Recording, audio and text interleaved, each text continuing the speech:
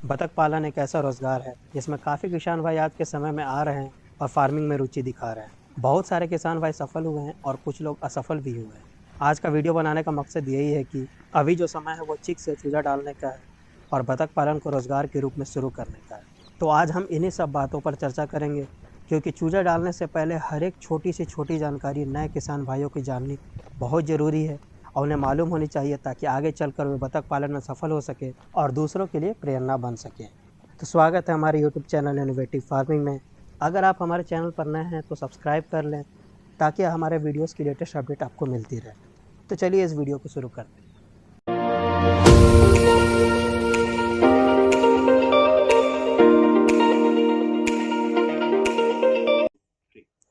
पहला और सबसे महत्वपूर्ण पॉइंट ये है बतख पालन में कि आपको चिक्स की सही पहचान, आइडेंटिफिकेशन बिल्कुल ज़रूरी है। क्योंकि मान लीजिए आप कहीं से भी चिक्स उठाते हैं, जैसे कि एक हैचरी हो गया या फिर आप किसी फार्मर से ही उठाते हो, तो आप हमेशा ध्यान रखें कि आप जो भी चिक्स उठा रहे हैं वो बिल्कुल प्योर ब्रीड होनी चाहिए। क्योंकि खाकी कैम्बल या फिर इंडिया रनर, अगर आप प्योर ब्रीड नहीं उठाते हैं तो आगे आपको चलकर प्रोडक्शन में आपको अफेक्ट करेगा और क्रॉस होने की वजह से आपको प्रोडक्टिविटी गिर जाएगी, जिसकी वजह से आपके फार्म में फिर आगे चलकर आपको काफ़ी ज़्यादा दिक्कतों का सामना करना पड़ेगा। इसीलिए प्योर ब्रीड की पहचान होना बहुत ज़रूरी है और चिक्स उन्हीं से लें जिनको बतख पालन करने की जानकारी हो और वो पूरी जानकारी रखते हो, तभी वो आपको सही गाइडेंस कर सकते हैं और आगे चलकर आपको फार्मिंग में आपकी मदद करेंगे, आपको गाइड करेंगे कि आपको किस तरह से बतख पालन आगे की तरफ बढ़ाना है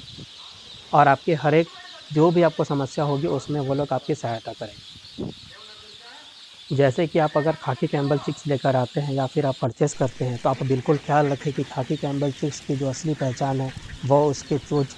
और उसके जो पैर के रंग हैं वो दोनों काले होते हैं और उसकी जो पूरे शरीर के जो बाल होता है वो पूरे भूरे कलर के होते हैं। तो ये असली पहचान है खाकी कैम्बल की। और जो इंडिया रनर जो चिक्स आती है वो आपको कलरफुल होती है और उनके जो चोंच और पैर होते हैं ज़्यादातर आपको पिंक कलर में ही मिलेंगे। तो ये पहचान होती है एक तरह से आपको प्योर ब्रीड की कि आप खाकी कैम्पल और इंडिया रनर में किस तरह से पहचान करें। दूसरी जो इम्पॉर्टेंट बात ये है कि आप हमेशा आप कंफर्म करके रखें कि आप किस पर्पज़ से आप अपना फार्म करना चाहते हैं। फॉर एग्जांपल कि अगर आप कोई भी बर्ड को पाल रहे हैं, तो अगर आप 6 महीने उस पर मेहनत करते हैं तो आप ये ध्यान रखना होगा आपको कि आप अंडे के लिए कर रहे हैं या फिर मीट के लिए कर रहे हैं। अगर आप मीट के लिए करना चाहते हैं तो सबसे जो बेस्ट आपके लिए चिक्स अवेलेबल होता है मार्केट में वो होती है व्हाइट पेकन की, क्योंकि उस बर्ड का मीट कंजम्पशन ज़्यादा होता है और वो 2 महीने के अंदर में ही तैयार हो जाती है। अगर आप अंडे के लिए जाते हैं और आपका प्रोडक्शन अच्छा चाहते हैं तो आप फार्म के पर्पज़ से करना चाहेंगे। अगर आप अपने बर्ड को फार्म में रख कर करना चाहते हैं तो आप खाकी कैम्बल के लिए जाइए, क्योंकि उसका प्रोडक्शन लेवल भी ज़्यादा होता है। वो प्रोडक्शन उसकी ईयरली जो प्रोडक्शन आती है वो 300 अंडे पर ईयर की होती है।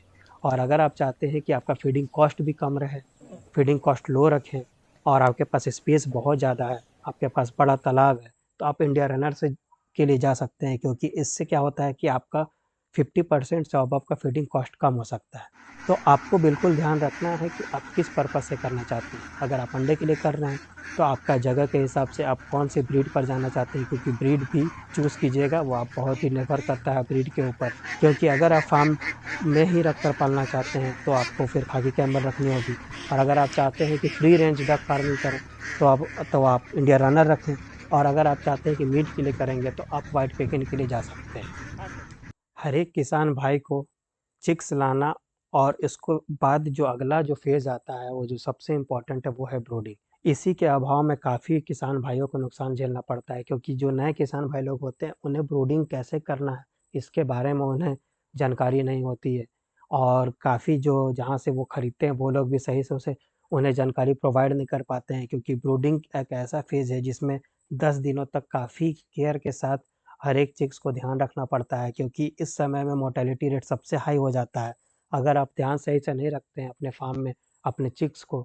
क्योंकि इसमें सही टेम्परेचर, सही फीडिंग, सही पानी, सही मेडिसिन, सारी चीज़ों का एक मैनेजमेंट होना चाहिए। बिना मैनेजमेंट का इसमें आप ब्रूडिंग नहीं कर पाएँगे। अगर आप ब्रूडिंग नहीं कर पाते हैं तो अगर आप मान लीजिए 500 चिक्स खरीदे हैं तो आपका मोर्टेलिटी रेट 50-60% हो सकता है। तो इसीलिए जो मोर्टेलिटी रेट है उसको बिल्कुल लो रखने के लिए, जैसे कि हम लोग अपने साइड से अगर ब्रूडिंग कराते हैं, हम अपनी टीम के साथ ब्रूडिंग कराते हैं तो हमारी मोर्टेलिटी रेट है वो कभी भी 5% से ऊपर नहीं जाती है। तो इसीलिए हमेशा ये ध्यान रखें कि जहाँ से भी आप चिक्स ले रहे हों तो अगर आपको ब्रूडिंग करने में आपकी अगर सहायता कर रहे हैं, अगर आपको पूरी इन्फॉर्मेशन प्रोवाइड कर रहे हैं, तो ही उनसे चिक्स लें, क्योंकि ब्रूडिंग अगर आप नहीं कर पाइएगा तो फिर आपका आधा फार्म जो है वो ब्रूडिंग के दौरान ही साफ़ हो जाएगा और आपको सबसे बड़ा नुकसान उसी समय में हो जाती है, पहले फ़ेज़ में। मैं अपने अगले टॉपिक में ब्रूडिंग के बारे में आपको बिल्कुल विस्तार से समझाऊँगा। समय के अभाव में इसमें मैं अभी आपको एक्सप्लेन नहीं कर सकता हूँ, क्योंकि काफ़ी सारे टॉपिक्स हैं, उसे मुझे कवर करना है। तो बिल्कुल निश्चिंत रहिए, मैं ब्रूडिंग के लिए अलग से वीडियो बनाऊँगा और पूरी डिटेल में आपको हर एक जानकारी ब्रूडिंग के बारे में बताऊँगा। चौथी जो टॉपिक है उसके बारे में डिस्कस करेंगे कि मेडिसिन। क्या होता है कि ब्रूडिंग अगर आप किसी तरह आप कर भी लेते हैं, तो क्या होता है कि मेडिसिन एक ऐसी है जो कि आपको किसी भी फार्मिंग हो, या फिर डक फार्मिंग, देसी मुर्गी पालन, या फिर बटेर पालन, या फिर बकरी पालन, इसी में भी आपको मेडिसिन की बहुत ही आपको नॉलेज इम्पोर्टेंस बहुत ज़्यादा होनी चाहिए, क्योंकि अगर आपको मेडिसिन का नॉलेज नहीं है, अगर आप मेडिसिन के बारे में जानकारी आप नहीं जानते हैं, तो भी आप अपने फार्म में नहीं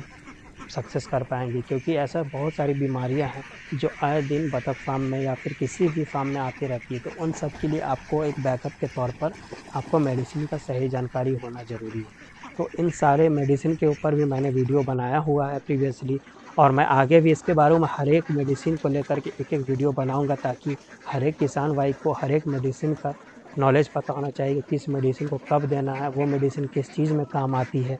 ताकि हर एक डिटेल जानकारी अगर आप हर एक नए किसान भाई को पता रहेगी, या फिर जो पहले से कर रहे हैं उन्हें पता रहेगी, तो वो आगे और बतख पालन को अच्छे तरीके से कर सकते हैं और इसमें आगे सक्सेस को प्राप्त कर सकते हैं। अगर आप नई चिक्स लेकर कर आते हैं, ब्रूडिंग कंप्लीट होने के बाद अगर आप मेडिसिन भी दे रहे हैं, तो जस्ट 1 महीना कंप्लीट होने के बाद में आपको डक की वैक्सीनेशन बहुत ही इम्पोर्टेंट है, क्योंकि क्या है कि डक की जो सबसे मेजर बीमारी है, डिसीज़ है, वो है डक प्लेग और डक कॉलेरा। ये है एक प्रकार की वायरस है जो एक भी बर्ड को अगर पकड़ ली, तो वो पूरा कम्युनिकेबल डिसीज़ होने के कारण सबको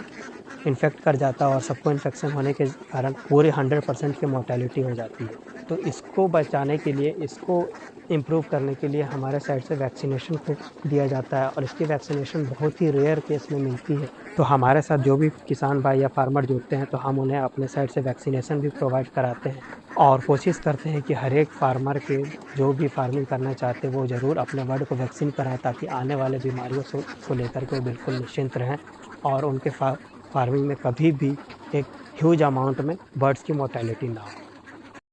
हर एक किसान भाई का सबसे बड़ा जो प्रॉब्लम होता है वो क्या होता है कि मान लीजिए कि हर किसान भाई मेहनत करने के बाद 6 महीने का परिश्रम और खर्च करने के बाद जब उनका प्रोडक्शन स्टार्ट होता है, तो सबसे बड़ा उनको जो चैलेंजिंग इश्यू आता है वो है अंडों की सप्लाई करना, अंडों की मार्केटिंग। क्या होता है कि वो लोग मेहनत तो करते हैं, बट क्या होता है कि मार्केटिंग करने के दौरान उन्हें अच्छा रेट नहीं मिल पाता, अच्छा प्राइस नहीं मिल पाता है, और जहाँ से वो खरीदते हैं वो लोग भी कई बार लोग मना कर देते हैं कि हम आपका अंडा को नहीं उठा पाएँगे, काफ़ी ज़्यादा दूर है डिस्टेंस के कारण, या फिर बहुत सारे उनके पास रीज़न होते हैं जिसकी वजह से वो अंडा नहीं उठाते हैं। और किसान भाई का अगर प्रोडक्शन स्टार्ट हो जाता है, अगर उनका अंडा नहीं बिकता है,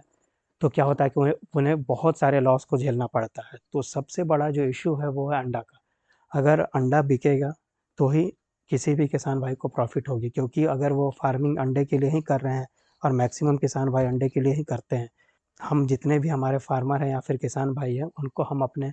सपोर्ट करते हैं कि आप अपने अंडे को हमारे पास दे सकते हैं, क्योंकि हम लोग क्या है कि अब स्टार्ट कर रहे हैं कि हम जो भी किसान भाई हैं, जिन्हें भी हम चिक्स प्रोवाइड करेंगे, अब हम लोग अंडे भी उनसे उठाएँगे, क्योंकि जो लो फार्मिंग करते हैं, जो लो स्केल में फार्मिंग करते हैं, उनका अंडा उठाने वाला कोई नहीं होता है। तो वैसे केस में हम लोग क्या है कि हम लोग हर एक का अंडा उठाएँगे, और एक अच्छे रेट पर हर एक किसान भाई को प्रॉफ़िट दे करके, ताकि उनको भी एक अच्छा प्रॉफ़िट हो और वो फार्मिंग ग्रो कर सके धीरे-धीरे।